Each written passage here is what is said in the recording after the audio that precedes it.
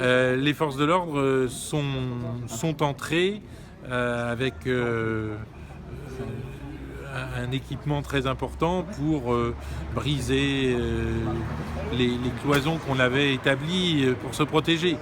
Nous célébrions la messe et nous voulions prier, nous voulions être tranquilles.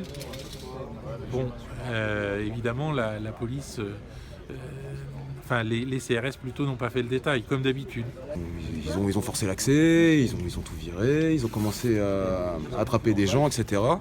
À un moment donné, je les ai vus, ils étaient en train de frapper un petit. Donc moi, j'ai juste poussé le policier pour dévier le coup de poing qu'il allait lui mettre au visage. Après, ils me sont tombés dessus, ils m'ont poussé, ils m'ont mis des claques dans la gueule, voilà quoi. Alors, c'est pas moi qui a été traîné sur le sol, c'est l'abbé Billot, mon vicaire.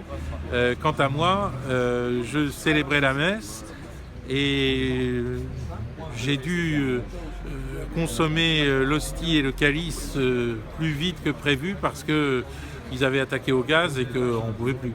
Je pense qu'ils voulaient arrêter personne, donc je suis encore là à cette heure-ci.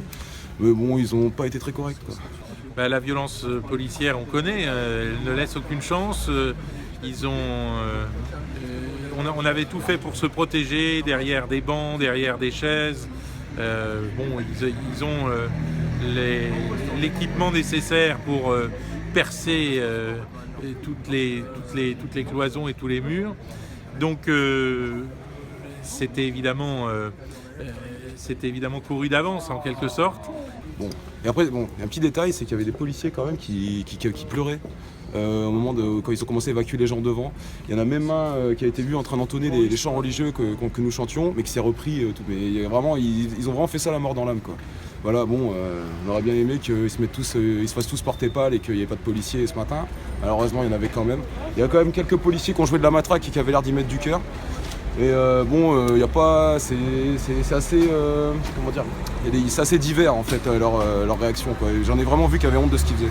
Nous continuons et je pense que l'étoile de Sainte Rita n'a pas encore pâli dans notre ciel intérieur.